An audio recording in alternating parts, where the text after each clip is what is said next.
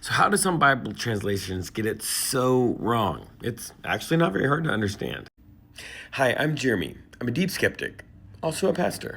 There are a handful of reasons that Bible translations get the Bible that they're translating very wrong, and they're not hard to understand, but there are several of them, so we're going to go quick. You might need to watch this a couple times or pause it because TikTok only gives us about 10 minutes. And first thing is that a lot of Bible translations come with a very specific agenda in mind, and they generally name that in the introduction. For example, the NIV is looking to show a univocality, that there is one message, one voice of the Bible from beginning to end, which is just not true. It was written by different people at different times to different audiences. And they have a specific, very evangelical viewpoint on the scripture. And you can see that in a bunch of ways that they change the Bible. For example, in the second chapter of Genesis, where they're talking about Adam is created, then the animals are created. So it's like Adam is created, and then it says, and then God created the animals. But they change the tense of a verb because that order would contradict the order that happened in the first chapter. And so instead they said, then God had created the animals. There's an agenda there. Same thing with the King James Version, but the King James Version has another set of problems. And that is that we've discovered a whole lot of older texts that throughout the years. And so a lot of times the newer translations are much more accurate because they are based on a much larger body of source material that is much older. The King James, even though it might seem logically that it's an older translation and therefore it's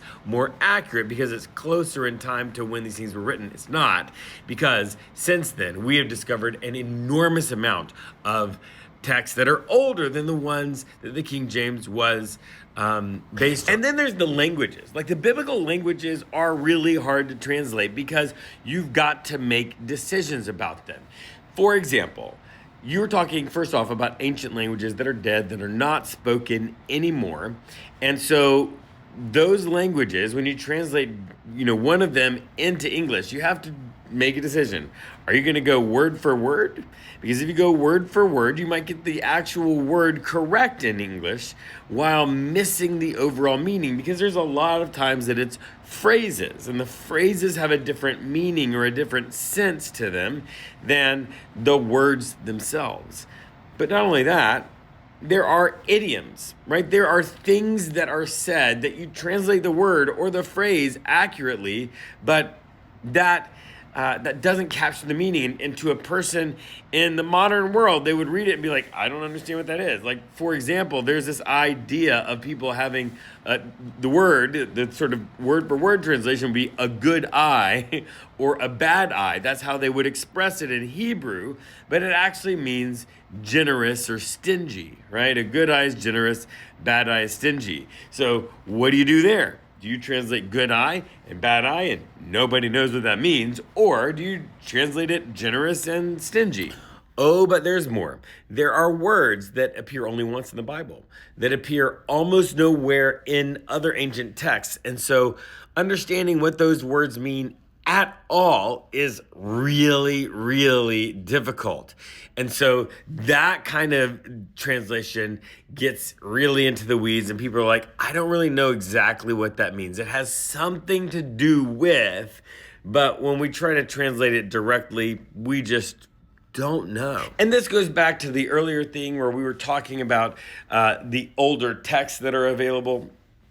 But there are parts of the Bible that when you arrange the text like in order from oldest to newest, you will start noticing that in the oldest text, none of the old texts had this one passage, and then at some point, part of it gets put in, and then at another point, another part gets put in, and then by the end, every text has this exact same part. The easiest place to find that is in the book of Mark. Go to the end of the book of Mark. You'll notice that the very end, like the snake holding and poison drinking part, it says, this actually wasn't in there. This isn't in the earlier manuscripts. There's always some way of notating that with an asterisk, graying it out, putting it in these like bracket things. But every more modern translations will say, hey, actually this isn't in there. So it's clear like why that happens, right? It's not hard to understand the problems, but the real hard part is, how do you decide how to translate it? Like, how do you fix those problems? And that requires people who are really smart, biblical scholars, people who study those ancient language, like historical linguists. All these kinds of people need to be involved in those translations. And you need people that have a lot of different perspectives, so they're holding each other accountable, so that it's not like the NIV that has a very specific evangelical bent on the translation, but instead is trying to find the sort of most accurate, most understandable way of translating the Bible. And there is one that academics hold as the gold standard across the board. That is called the New Revised Standard Updated Edition. The New Revised Standard Updated Edition. You Google that, you Amazon that, you'll find a bunch of options for it. Is it perfect? No, of course it's not perfect. We just explained why it can't be perfect, but it's the best we got, because the real clear thing is that translating something like the Bible into modern language is an art, not a science. And this further underscores why when you hear somebody say they just believe the Bible, that's not a thing. You can't just believe the Bible, because the translation of the Bible shapes the word, shapes the message. And to understand it just on the translation side is difficult. And that doesn't even begin to approach all the cultural nuance, because you are reading things written to a specific people at a specific place at a specific time, right? The Bible is not univocal, no matter what the NIV translators were trying to put out there, right? That's not the way it works. And so, yeah, you can't just believe the Bible. You've got to let go of that and instead approach the Bible like a lot of ancient texts, like a lot of ancient spiritual texts, and say, I'm going to read this for what it is, and I'm going to use its word to help me process my life and find beliefs that work for me, beliefs that help me be the best version of myself, beliefs that help me find a purpose greater than myself. That's what we're going to do with it.